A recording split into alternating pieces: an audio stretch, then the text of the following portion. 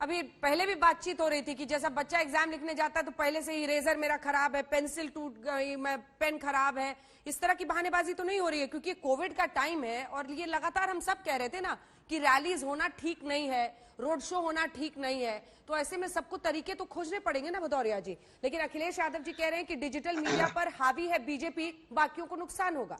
अनुराग जी देखिए, सवाल ये नहीं है, सवाल उससे ही बड़ा है, लोकतंत्र का सवाल है। अभी जिम्मेदारी चुनाव आयोग की होती है कि सभी को डिजिटल प्लेटफॉर्म पे या इलेक्ट्रॉनिक प्लेटफॉर्म पे सबको बराबरी का मौका देने की जिम्मेदारी चुनाव आयोग की होगी। एक बात। दूसरी बात, अभी डिप्टी सीएम मुस्कुरा रहे थे क्योंकि उनका फूल मुरझा गया है, उनके चेहरे की मुस्कुराहट लौट आई है क्योंकि वो यही चाहते ही हैं। अर्धशतक लगाने की बात कर रहे थे, बैट पकड़ना उनको आता नहीं। पहले उनसे कहो पहले क्रिकेट तो खेलने हैं, बैट तो पकड़ना आ जाए। अर्धशतक की बात करते हैं और माफियाओं की बात कर रहे थे, माफिया क्रिकेट खेल रहा है। ये तो कह रहे माफिया उत्तर प्रदेश छोड़ के चले गए। योगी जी देख ही नहीं रहे, योगी जी जनता के साथ खेल रहे हैं, माफिया क्रिकेट खेल रहा है। सोचो आप, ये हालत है। माफिया की बात कर रहे थे। अच्छा, रैली रोड शो नहीं होगा तो क्या प्लान है समाजवादी पार्टी का? क्या प्लान है, क्या कीजिएगा, कैसे कीजिएगा?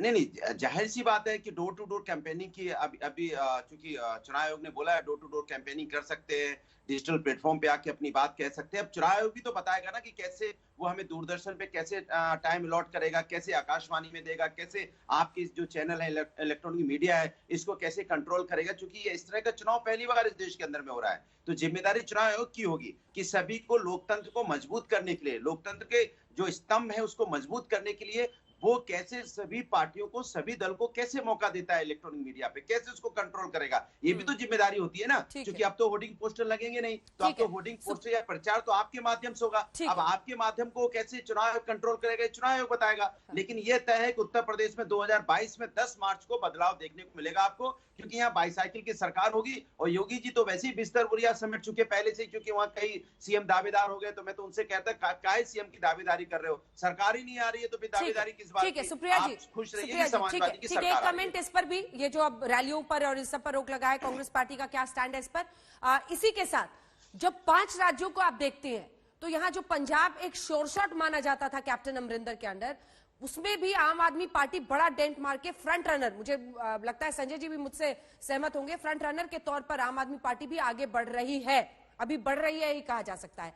चुनौतियां इन 5 राज्यों में जो है उसमें कांग्रेस पार्टी को किस तरह से आप जगह देंगे? सुप्रिया जी। धन्यवाद आपका अंजना जी। और मैं थोड़ा सा माहौल को खुशनुमा बनाना चाहूंगी। हंसी आ रही थी मुझे डिप्टी चीफ मिनिस्टर की बातें सुनकर। हंसी इसलिए आ रही थी कि देखिए राजनीति में क्या क्या नहीं करना पड़ता है। राजनीति में आज तक पर आकर बोलना पड़ता है कि माननीय योगी जी के नेतृत्व में, और ऐसा सर फुट्टा हुआ है लखनऊ में आके, पता करिए दोनों लोगों के बीच में। अब तो AK शर्मा जी भी खड़े हो गए, उनको भी लोग बधाइयां दे रहे हैं अग्रिम की आप बनने वाले हैं मुख्यमंत्री। तो भाजपा के अंदर जो अंतर्द्वंद है उसके बारे में तो बाद में चर्चा की जाएगी, लेकिन थोड़ी हंसी इसलिए आ रही थी, वो इतने सारे विकास के काम गिना रहे थे और आपने उनसे डायरेक्ट सवाल भी पूछा।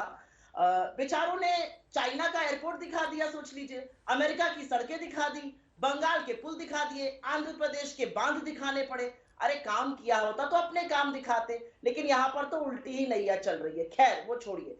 प्रियंका गांधी जी ने आयोग के निर्णय के बहुत पहले हम लोगों ने ये निर्णय ले लिया था कि हम कोई भी मास सुपर स्प्रेडर इवेंट्स नहीं करेंगे, क्योंकि जिस तरह से कोरोना फैलता दिख रहा है और इस वेरिएंट का जिस तरह से इन्फेक्शन रेट दिख रहा है, जरूरी है कि हम सब रिस्पॉन्सिबल रहें।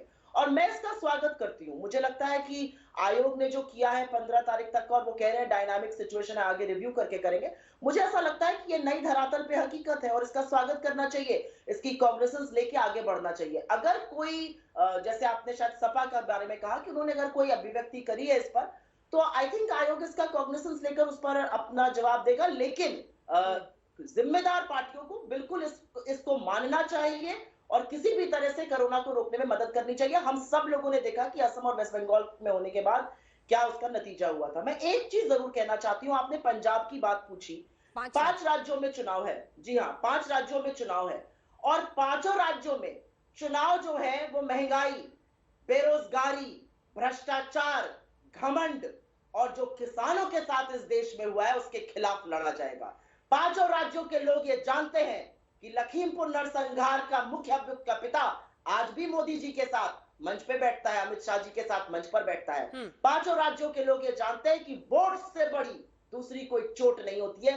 तो आप देखिएगा क्या हाल होगा भारतीय जनता पार्टी का। ठीक है। लेकिन ये हाल खान होना साहब। जरूरी है जी, लोकतंत्र में, जी। दम्भ और अहंकार टूटना जरूरी है लोकतंत्र में।